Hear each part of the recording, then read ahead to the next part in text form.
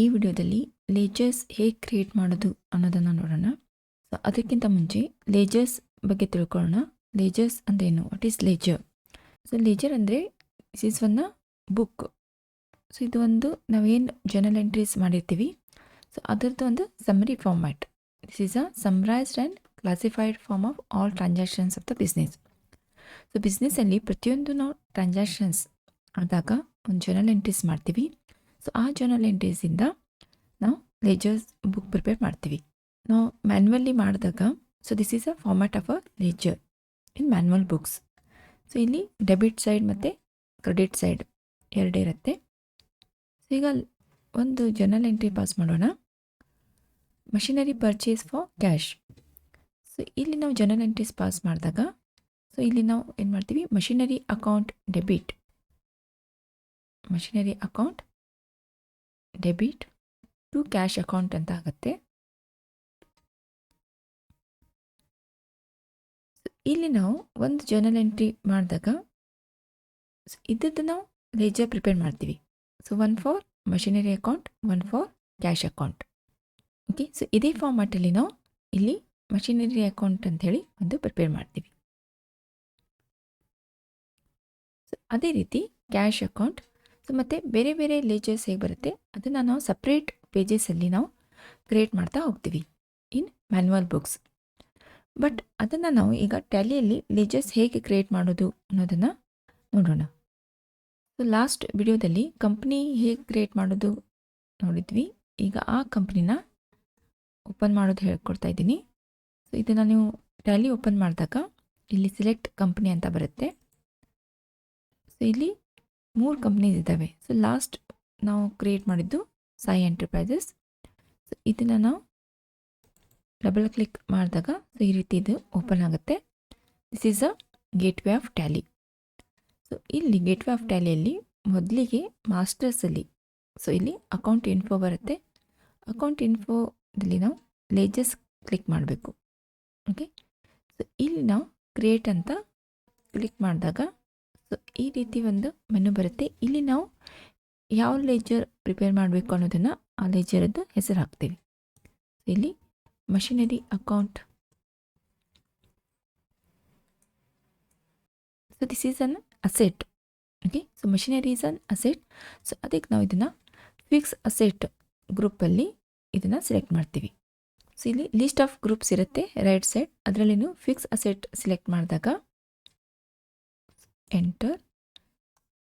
Okay, so again make a enter. Accept ಅಂತ ಇಲ್ಲಿ ಕೇಳುತ್ತೆ. So you have to say yes. So ಈಗ ನಮ್ಮದು ಮಷಿನರಿ ಅಕೌಂಟ್ ಕ್ರಿಯೇಟ್ ಆಯಿತು. Next ledger is cash account. ಈಗ cash account by default ಎಲ್ಲ ಟ್ಯಾಲಿಯಲ್ಲೂ ಬಂದುಬಿಡುತ್ತೆ. So there is no need to create a cash account. Okay, so ಈಗ ನೀವು create ಮಾಡಿದ್ದನ್ನು ಹೇಗೆ ನೋಡೋದು, ಇಲ್ಲಿ ನೋಡಿ ಡಿಸ್ಪ್ಲೇ ಹೋದರೆ ಅಂದರೆ, ಓಕೆ, ಸೊ ಇಲ್ಲಿ 3 ಲೇಜರ್ಸ್ ಇದ್ದಾವೆ. Cash account, machinery account, then profit and loss account. ನಾವು ಕ್ರಿಯೇಟ್ ಮಾಡಿದ್ದು machinery account. By default cash account ಮತ್ತು profit and loss account already ಇಲ್ಲಿ ಕ್ರಿಯೇಟ್ ಆಗಿದ್ದೇ ಇರುತ್ತೆ. So there is no need to create a cash account again. So ಇಲ್ಲಿ machinery account ನಾವು create ಮಾಡಿದ್ವಿ. So ಅದೇ ರೀತಿ ಬೇರೆ ಅಕೌಂಟ್ ಲೇಜರ್ಸ್ ಕ್ರಿಯೇಟ್ ಮಾಡೋಣ. Furniture account. ಫರ್ನಿಚರ್ ಅಕೌಂಟ್ ಕೂಡ ಇದೊಂದು ಅಸೆಟ್. ಸೊ ಅಗೇನ್ ಇಲ್ಲಿ ಫಿಕ್ಸ್ ಅಸೆಟ್ ನೀವು ಸೆಲೆಕ್ಟ್ ಮಾಡಿದ್ರೆಂದರೆ make an enter. Then you have to say yes. Then one more ledger ಒಂದು ಕ್ರಿಯೇಟ್ ಮಾಡೋಣ. Salary account. ಸ್ಯಾಲರಿ ಇದು is a expenses. Okay, so ಇಲ್ಲಿ ನಾವು ಲಿಸ್ಟಲ್ಲಿ ಗ್ರೂಪದ ಲಿಸ್ಟ್ ನೋಡಿದಾಗ ಇಲ್ಲಿ ಡೈರೆಕ್ಟ್ ಮತ್ತು ಇಂಡೈರೆಕ್ಟ್ ಎಕ್ಸ್ಪೆನ್ಸಸ್ ಅಂತ ಬರುತ್ತೆ. So salary it comes under indirect expense. Enter ಮಾಡಿದಾಗ then again you have to say yes. Then rent account. So ಇದು ಕೂಡ ಇಂಡೈರೆಕ್ಟ್ ಎಕ್ಸ್ಪೆನ್ಸ್. ಸೊ ಆಲ್ರೆಡಿ ಇಲ್ಲಿ ಸೆಲೆಕ್ಟ್ ಆಗಿದೆ.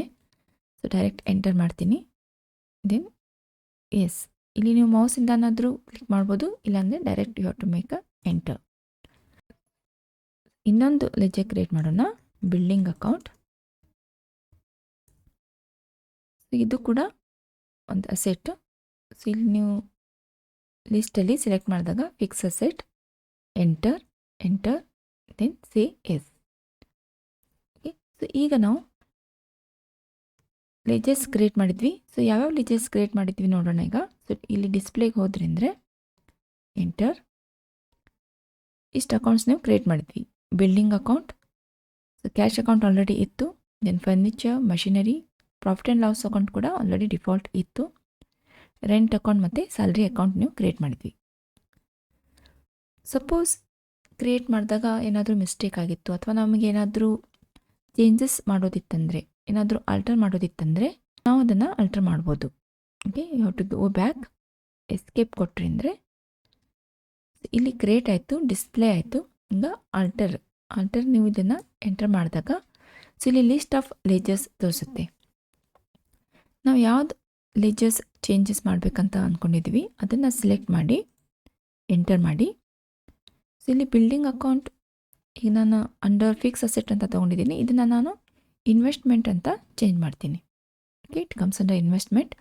ಸೊ ಇಲ್ಲಿ ಲಿಸ್ಟಲ್ಲಿ ಇನ್ವೆಸ್ಟ್ಮೆಂಟ್ ಸೆಲೆಕ್ಟ್ ಮಾಡಿದಾಗ we can enter then say yes. ಈಗದು alter ಆಯಿತು. ಸೊ ಅದೇ ರೀತಿ ರೆಂಟ್ ಅಕೌಂಟ್, ಇದನ್ನು ನಾನು ಚೇಂಜ್ ಮಾಡಬೇಕಂತ ಅಂದ್ಕೊಂಡಿದ್ದೀನಿ. ರೆಂಟ್ ಅಕೌಂಟ್ ಇದನ್ನು ನಾವು ಇಂಡೈರೆಕ್ಟ್ ಎಕ್ಸ್ಪೆನ್ಸ್ ಬದಲಾಗಿ ಡೈರೆಕ್ಟ್ ಎಕ್ಸ್ಪೆನ್ಸಲ್ಲಿ ಹಾಕ್ಬೋದು. ಇಲ್ಲಿ ನಾನು ಚೇಂಜ್ ಮಾಡ್ಬೋದು, ಡೈರೆಕ್ಟ್ ಎಕ್ಸ್ಪೆನ್ಸ್.